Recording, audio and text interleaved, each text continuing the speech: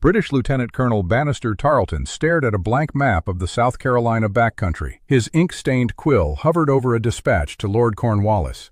He scribbled a desperate admission that the devil himself could not catch the elusive rebel leader.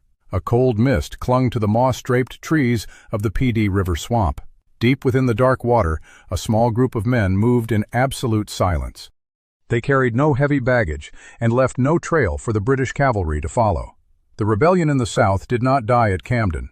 It simply vanished into the mud. Francis Marion stood on the deck of a transport ship in Charleston Harbor in 1775. He wore the new uniform of a captain in the 2nd South Carolina Regiment. The air smelled of salt and drying timber from the nearby fortifications. He watched laborers haul heavy palmetto logs onto the beach of Sullivan's Island. The fort took shape as a massive, spongy barrier against incoming cannon fire. By June 1776, the British fleet appeared on the horizon. Heavy warships anchored in the blue water, their gun ports open and ready. The British cannons hammered the fort with iron shot. The soft palmetto wood absorbed the impact without splintering. Marion stood behind the ramparts as the British retreat began. The victory solidified his reputation as a disciplined officer of the South Carolina militia. 4 years later, the war in the South turned toward disaster. The British Army encircled Charleston in the spring of 1780. Marion sat in a darkened room, his legs swollen and throbbing from a broken ankle. He could not walk, let alone lead men through the city streets. He missed the catastrophic surrender of the American garrison in May. While the Continental Army collapsed into British chains, Marion remained free in the countryside. He recovered his strength as the British occupation tightened its grip on the interior. The defeat at the Battle of Camden in August 1780 left the Southern Department shattered. American Major General Horatio Gates fled the field, leaving his army to be butchered. Marion gathered a handful of men near the Pee Dee River. His brigade consisted of 20 to 70 irregulars. They lacked uniforms, standard muskets, and formal military supplies. The group included white militiamen, free black men, and enslaved laborers. They moved through the dense thickets where horses could not gallop. They slept on the ground and ate whatever the swamp provided. Marion transformed his small force into a machine of attrition. He studied the supply line stretching from Charleston into the interior. His men struck the British communication links during the dead of night. They intercepted Loyalist couriers carrying messages between outposts. The British patrols arrived at the scene to find only empty road and smoldering brush. Marion operated with the formal authority of the South Carolina government. He did not fight as a bandit, but as a brigadier general of the state militia. The reality of his campaign was far removed from the myths of later centuries. Marion's own correspondence revealed a cold, calculated counter-insurgency strategy. He ordered his men to burn the farms of known Loyalists. Grain stores went up in flames to deny the British Army their food. He authorized the execution of prisoners who had taken up arms against the state. His letters directed the systematic destruction of property belonging to the king's supporters. He maintained a rigid, unforgiving discipline within his own ranks. The swamp was not a sanctuary for the romantic.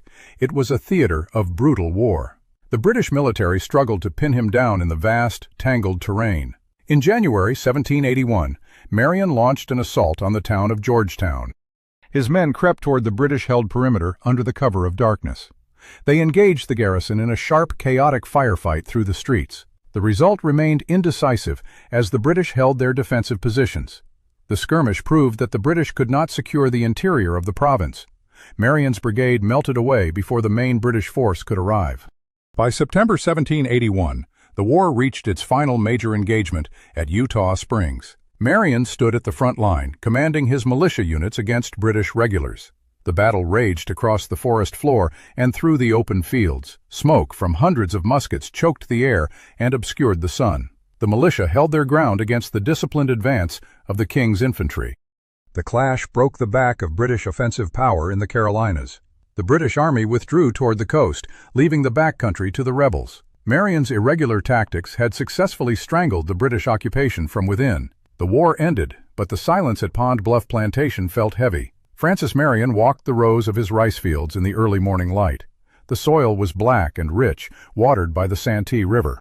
He remained a man of his time, a plantation owner with enslaved laborers working the land. These men had served his military unit as scouts, laborers, and guides during the conflict. He utilized their knowledge of the swamps to navigate the British lines. Historical records confirm he viewed these men as property within the established social order. No evidence suggests he sought the abolition of slavery.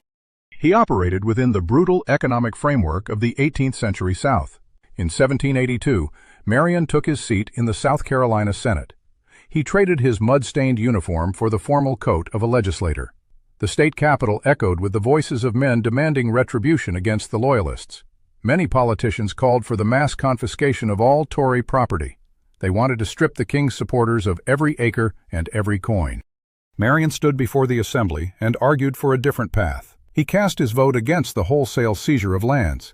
He insisted that the state needed to reconcile if it hoped to survive. The man who had burned farms and executed prisoners chose mercy in the halls of power. He sought stability over the chaos of permanent vendettas. He served in the Senate until 1790. The years of swamp fever and exposure began to weigh on his frame. He retreated to the quiet seclusion of his plantation. The heat of the South Carolina summer pressed down on the wooden porch of his home. He spent his final years watching the river rise and fall against the banks. The war that had defined his existence faded into the pages of history. He remained a figure of contradiction, a ruthless commander and a cautious politician. He understood the cost of violence better than most men of his generation. He kept his own counsel as the new nation grew around him. On February 27, 1795, the end arrived at Pond Bluff. Francis Marion died at the age of 63. The local soil claimed the man who had once been the ghost of the Pee Dee. His death left behind a legacy that shifted with every passing decade. History polished away the edges of his brutal counter-insurgency tactics. The reality of his life as a slaveholder became a footnote to the legend. The record remains, fixed in ink and parchment, stripped of the romantic myths. He was a product of a world built on fire, labor, and iron. You walk through the quiet woods of the South Carolina backcountry today. The swamp looks peaceful, but the shadows between the trees never truly leave. You are standing on the same ground where the fire was lit. The cycle of violence does not end. It only waits for the next turn.